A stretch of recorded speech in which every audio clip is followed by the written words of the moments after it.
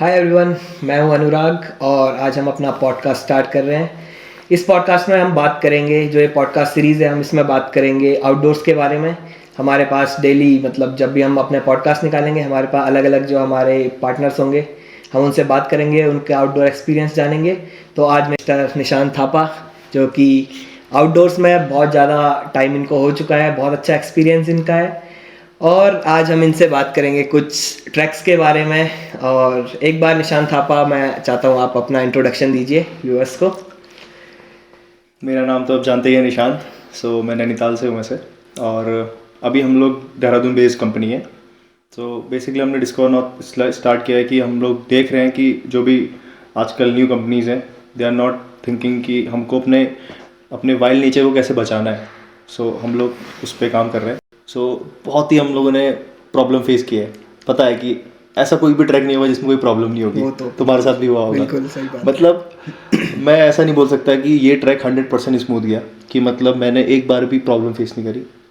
हर track में ऐसा होता है, तभी उसको ट्रैक बोलते हैं, क्योंकि वही एडवेंचर है बेसिकली, वरना एडवेंचर कुछ है ही नहीं। बिल्कुल बिल्कुल सही बात है। तो बहुत अमेजिंग एक्सपीरियंस रहा मेरा 4-5 साल का जो भी रहा।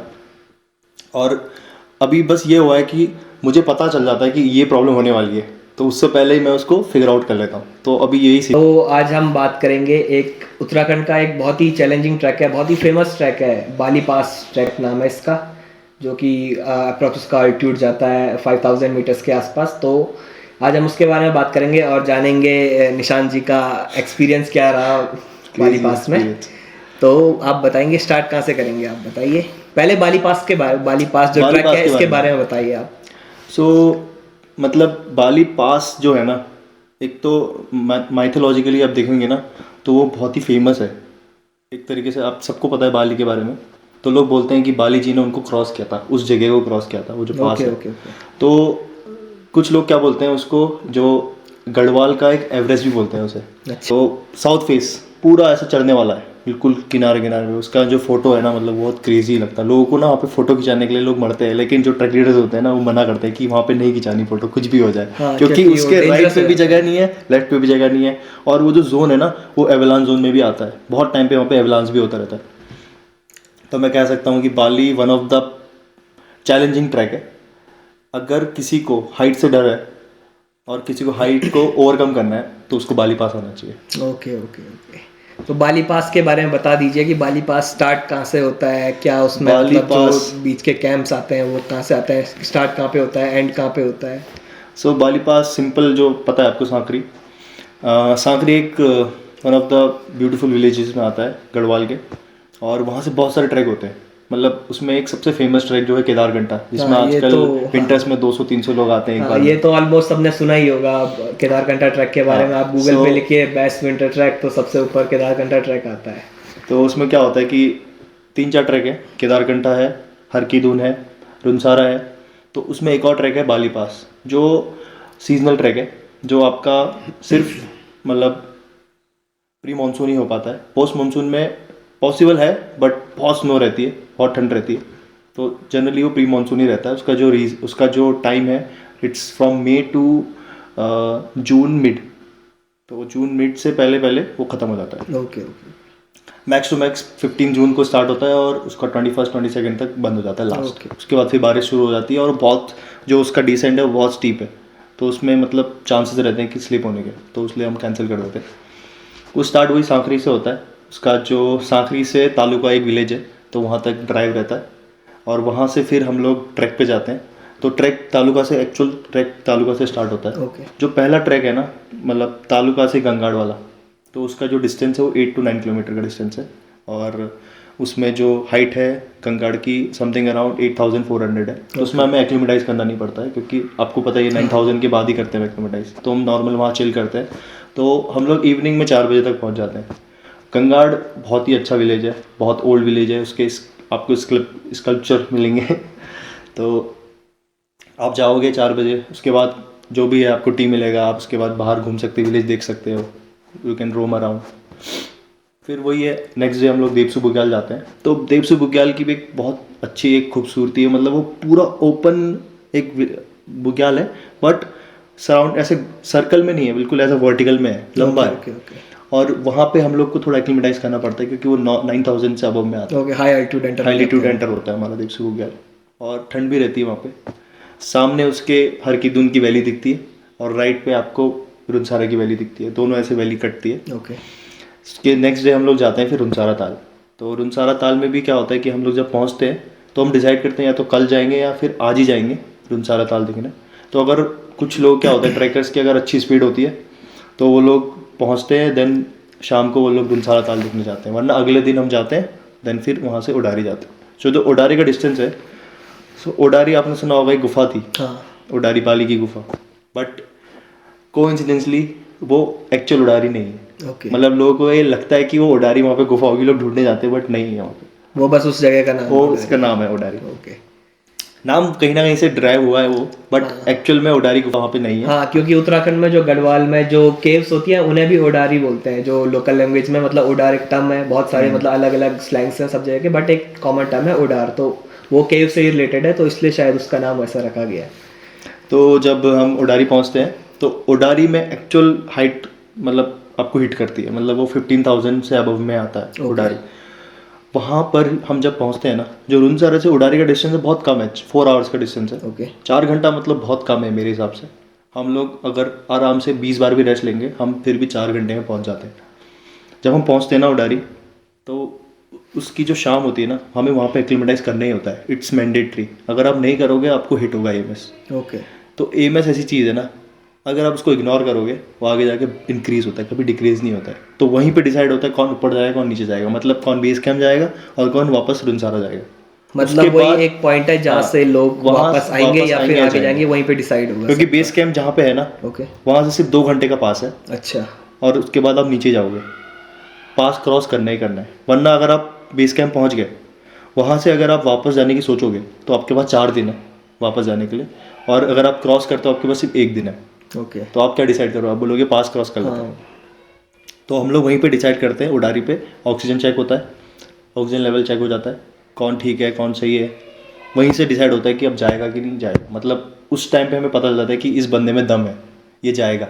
ओके। कुछ लोग ज़बरदस्ती करते हैं कि नहीं मैं तो जाऊँगा, उसका ऑक्सीजन लेवल 60 से डाउन हो जाता है। हम रिस्क नहीं लेते, 60 भी वैसे रिस्की है, बट कुछ लोग फिजिकल फिट होते हैं, उनका ऑक्सीजन लेवल कम होता है, हम देखते हैं और चीज़ें भी होती हैं।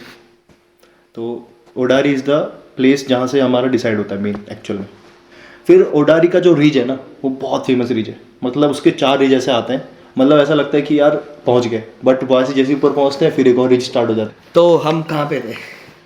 ओडारी। हम ओडारी पे बात कर रहे थे ना, तो अभी हमने डिसाइड कर लिया कि हम अब जाने के लिए रेडी हैं, हम कल जाएंगे। तो सब कुछ चेक हो गया, रात को हमने ब्रीफिंग दे दी कि भाई अब हम जाने वाले बेस कैंप, अब यहाँ से कुछ वापस कोई नहीं जाएगा, लौटना मुश्किल है, सब डिसाइडेड है।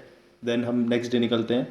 हम लोग अराउंड 9 o'clock हम लोग निकलते हैं और हमारा एस्टिमेट रहता है कि हम 1 बजे या 2 बजे तक पहुँच जाएंगे, ठीक है, लंच पे, लंच टाइम तक। हॉट लंच भी मिलता है, कभी कभी पैक लंच भी मिलता है, डिपेंड करता है आपकी जो टीम है उसकी स्पीड कैसी है। अगर उनकी स्पीड अच्छी है तो हम हॉट लंच देते हैं, पहुँच के सीधा लंच स्टार्ट, वरना अगर स्लो है तो उनको हम बीच रास्ते में कहीं पे लंच देते हैं।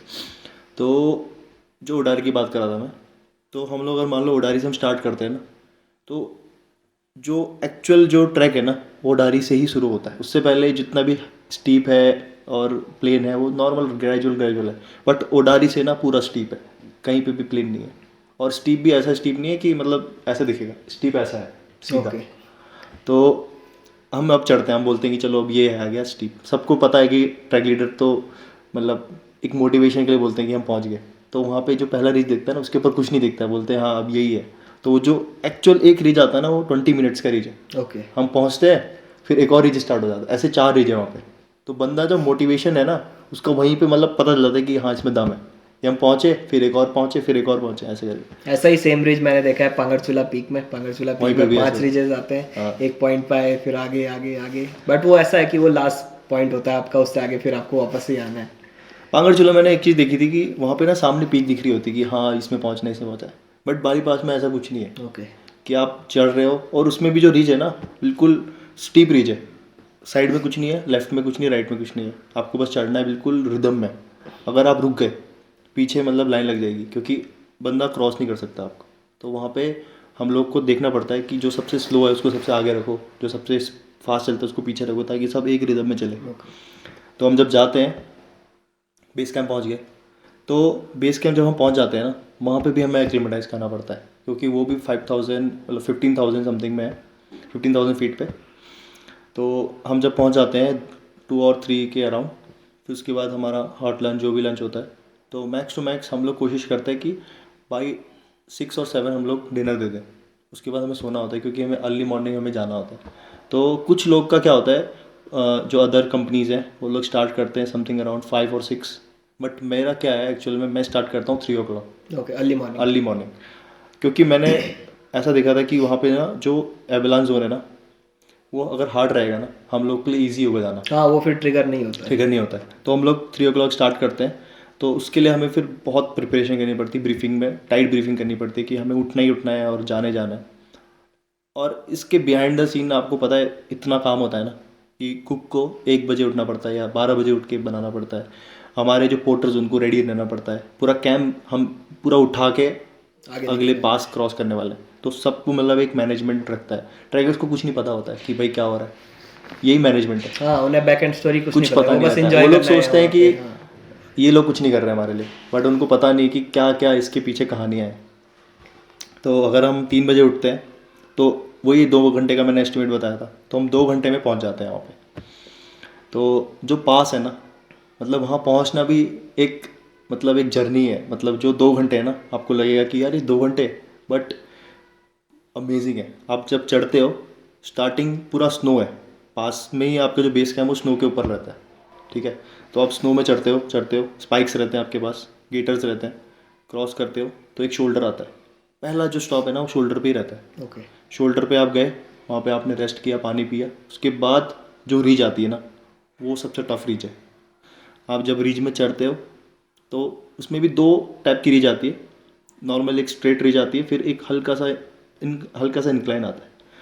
वो इंक्लाइन के बाद सीधा आप पास पहुंच जाते हो। 2 घंटे में आप पास पहुंच गए, तो समथिंग अराउंड आप 5 और 5:30 तक पहुंच जाओगे। सनराइज़ होता है, तो सनराइज़ के बाद आपको ना एक 360 व्यू दिखेगा, बहुत ही प्यारा व्यू। 360 व्यू, सामने बंदर पूंछ है, और आपके इस लेफ्ट साइड पे जो सामने देखो स्वर्ग रोहिणी दिखती है 1 और 2, सामने बंदर पूंछ 1 और 2। उसके बाद पूरा एक नीचे गढ़वाल हिमालयस दिख रहे होते हैं, लोअर हिमालयस। उसके बाद हम जब डाउन जाते हैं तो हम लोग सबसे पहले इंस्ट्रक्शन ये देते हैं कि आप बाली पास पहुंच गए हो, मतलब आप पहुंच नहीं गए हो, आपको अभी नीचे भी जाना है। तो एक्चुअल जो है ना, लोगों को लगता है कि हाँ हो गया पास, बट जो डाउन है ना उसका डिसेंट वो सबसे चैलेंजिंग है। ओके। वहीं पे आपको सबसे ज़्यादा ध्यान रखना पड़ता है। लोग और कॉन्फिडेंट हो जाते हैं, जैसे पास पहुंच गया, वो अब तो पहुंच खत्म हो गया ट्रैक, कुछ नहीं है, बट आपको घर भी तो जाना है। हाँ, जब तक आप लास्ट के लोअर कैंप दामनी में नहीं पहुंचोगे ना, तब तक आपका ट्रैक एंड नहीं होता। ओके। मैंने सबका देखा है ना, मतलब वो रहता है उनका मिसकॉन्सेप्शन रहता है कि पास पहुंच गया, हो गया ख़त्म। तो उसके बाद जब हम नीचे जाते हैं ना, तो लोअर दामनी से बीच में एक अपर दामनी में एक फेस आता है जिसको हम गोट रूट कहते हैं। ओके।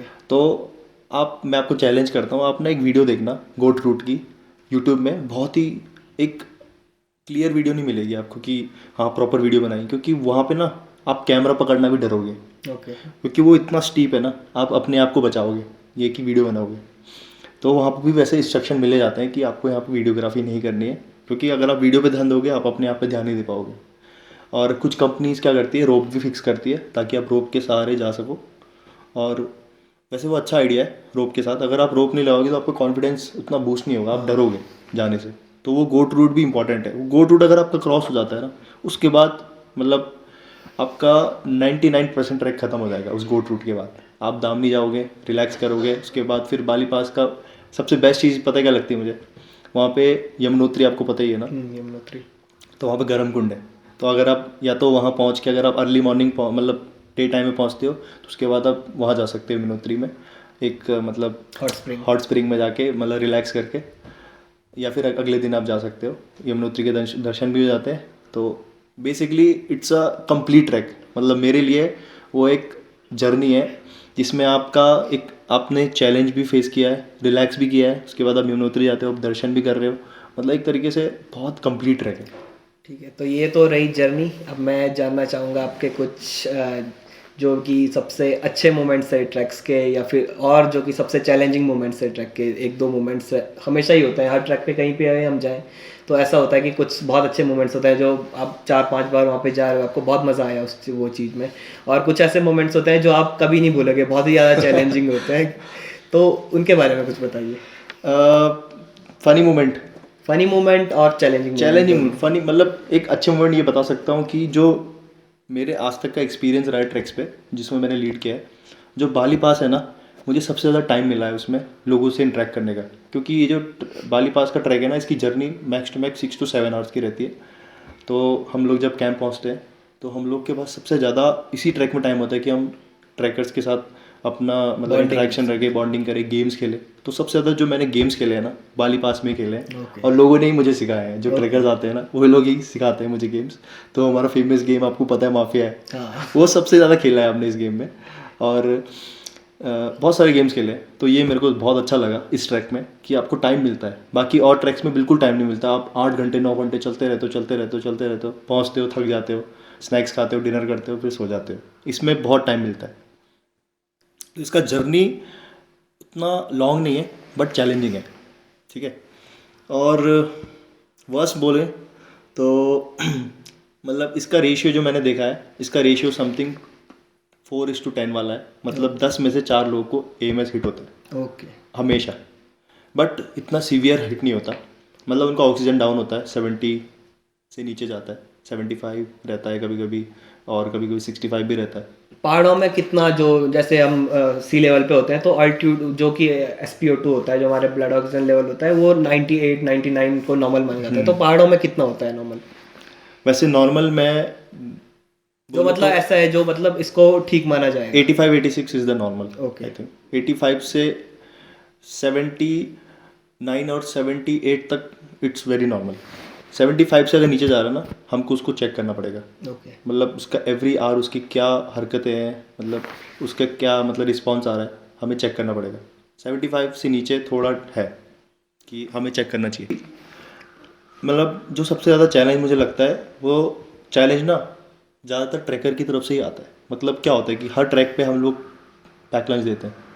तो अब ऐसा तो है नहीं कि हम पैक लंच, मतलब जो भी लंच है आपको मिड में बनाए, मतलब बना के दें बिल्कुल हॉट सर्व करें, वो ठंडा ही रहता है। वो तो ठंडा ही। और आप ट्रैक पे आए हो तो आपको ऐसा तो नहीं है कि आपको मतलब 5 स्टार वाला फैसिलिटी मिलेगी, बिल्कुल ट्रैक पे आए हो मतलब आप अपने कंफर्ट जोन से कंफर्ट जोन से बाहर आना निकल के पड़ेगा आपको। तो वो चैलेंज उनके लिए है, ट्रैकर्स के लिए, कि उनको दिमाग से माइंड सेट रखना पड़ेगा कि हाँ भाई ये चैलेंज है, कि जो लंच है वो लंच है, उस पर हम कुछ नहीं कर सकते। हम ये कर सकते हैं कि जो खाना है ना उसको हम इम्प्रूव क्या कर सकते हैं। जैसे मान लो हम लिक्विड चीज़ जो है ना वो कम दे सकते हैं पैक लंच के टाइम पे, क्योंकि वो ठंडा होता है तो अच्छा नहीं लगता है, सूखा मतलब, और लीक भी हो जाता है, हाँ, किसी लीक का हो बैग जाता है। खराब हो जाएगा, पूरे कपड़े खराब हो जाते हैं। हाँ, कुछ हम ऐसा रोल बना के दे सकते हो, इम्प्रोवाइज़ कर सकते हो, वो धीरे धीरे होता रहता है। तो पहले हम लोग नॉर्मल सब्जी दिया करते थे, जैसे पत्ता गोभी की सब्जी हो गई, बट अभी हम लोगों ने डिसाइड किया हम काले चने देंगे उसमें पराठों में रोल करके, क्योंकि रोटी क्या होता है गीली पानी छोड़ती है, हाँ। और वो बेस्ट होता है। तो वो धीरे धीरे होता है। और बाकी चैलेंज मेरे हिसाब से पोर्टर्स का सबसे बड़ा चैलेंज है, मैंने जो देखा है। अगर आपका पोर्टर नहीं मानता है आगे जाने के लिए, अगर वो बीमार हो जाता है, तो समझ लो आपका ट्रैक 50% नहीं होने वाला, हाँ, क्योंकि 50% वहाँ पे chances घोड़े है। चलते नहीं हैं, और आपके पास इतनी बड़ी टीम नहीं है कि वो सारा उठा सकती है। तो आपको सबका ध्यान रखना है, सिर्फ ट्रैकर का ध्यान नहीं रखना है, आपको कुक का ध्यान रखना है, हेल्पर का ध्यान रखना है, पोर्टर का ध्यान रखना है। पोर्टर बीमार, 50% ट्रैक आपका चांसेस है कि नहीं होगा, क्योंकि सामान नहीं जाएगा, आप आगे क्या जाओगे। तो ये चैलेंज है। तो इट्स अ कंप्लीट, मतलब क्या बोलूँ, मैस भी है और क्रेज़ भी है। मतलब बाली पास फिर भी लोग आते हैं और करते हैं। और लास्ट ईयर मैंने जो देखा था, ये 2023 2022 कट्स कर देना प्लीज़। सो जो लास्ट ईयर मैंने देखा था 2022, उसमें सबसे ज़्यादा क्रेज़ मैंने देखा बाली पास में। जो आजकल ये रील्स बनाते हैं ना लोग, तो बहुत ही मैसिव दिखाते हैं कि भाई क्या मस्त बाली पास है, ये वो ऐसा वैसा। वो एक्चुअल में है जो रील्स में है, लेकिन लोग अनप्रिपेयर्ड आते हैं। मेरे साथ एक बार हुआ था केस कि मेरे साथ एक ट्रैकर थी और उनके पास प्रॉपर गेयर्स नहीं थे। मतलब मैं क्या बोलूँ, जैसे हमारा एक -10 की जैकेट होती है, उनके पास कुछ नहीं था। मतलब एक नॉर्मल हुड में आ रहे हैं आपको पता ही नहीं है, केस स्टडी आपने करी नहीं कि वहाँ पे कितना टेम्परेचर है, कितना चाहिए आपको। तो हमको अपना केयर्स देने पड़ते हैं फिर, और हम लोग को क्या है कि फिर किसी ना किसी को सफ़र करना पड़ेगा। हम चाहते हैं कि हमारा ट्रैकर सफ़र ना करे, तो ये चैलेंज फेस करने पड़ते हैं लोगों को। जब भी आना होता है ना, एक बार कंसल्ट करना चाहिए अपनी ट्रैकिंग कंपनी से, या फिर किसी ऐसे से करनी चाहिए जिसने करा हुआ है। ऐसे नहीं कि आप रील देख लिए और आप चले गए, तो ये सबसे बड़ा चैलेंज है। बाकी it's a good track, and किसी ना किसी को मतलब एक बार ट्राई करना चाहिए, जिसको मतलब थ्रिल है ना लाइफ में कि हाँ ट्रैकिंग करनी है, तो एक बार बाली पास ट्राई करना चाहिए। ओके, तो ये थी निशान थापा की बाली पास की जर्नी। और अभी हम इस पॉडकास्ट को यहीं पे एंड करेंगे, बहुत ज़्यादा लंबा नहीं खींचेंगे इसे, वैसे काफ़ी ज़्यादा लंबा हो चुका है, बट ये ज़रूरी भी था, इतनी ये सब चीज़ें आपको पता होनी चाहिए कि क्या होता है, इनका एक्सपीरियंस आपने सुना। तो हम इस पॉडकास्ट को यहीं पे एंड करेंगे और मिलेंगे नेक्स्ट वीक फिर से। हम एवरी संडे हम पॉडकास्ट को अपने अपलोड करेंगे, तो मिलते हैं next Sunday with another adventure story. Thank you.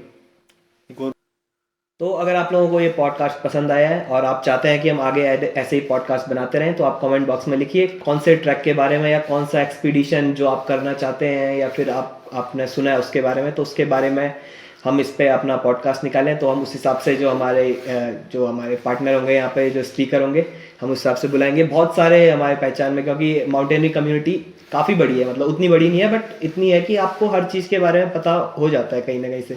तो हम उस हिसाब से अपने साथ जो स्पीकर्स होंगे उन्हें बुलाएंगे। ओके, तो कमेंट बॉक्स में लिखिए आप कौन से ट्रैक के बारे में, कौन से एक्सपीडिशन के बारे में हम पॉडकास्ट बनाएं। Thank you. अनुराग, ये पॉडकास्ट हम कब लॉन्च करेंगे, मतलब टाइमिंग कुछ पता है इसकी? ये पॉडकास्ट लॉन्च होगा every Sunday 9 PM। 9 PM, okay. Okay, तो स्टे ट्यून्ड, मिलते रहेंगे हम एवरी संडे। बाद में हम ट्राई करेंगे हम और ज़्यादा फ्रीक्वेंट हो, 2 days a week बनाए, फिर 3 days a week बनाए, जैसे जैसे होता रहेगा हम आपको बताते रहेंगे। Okay, bye bye.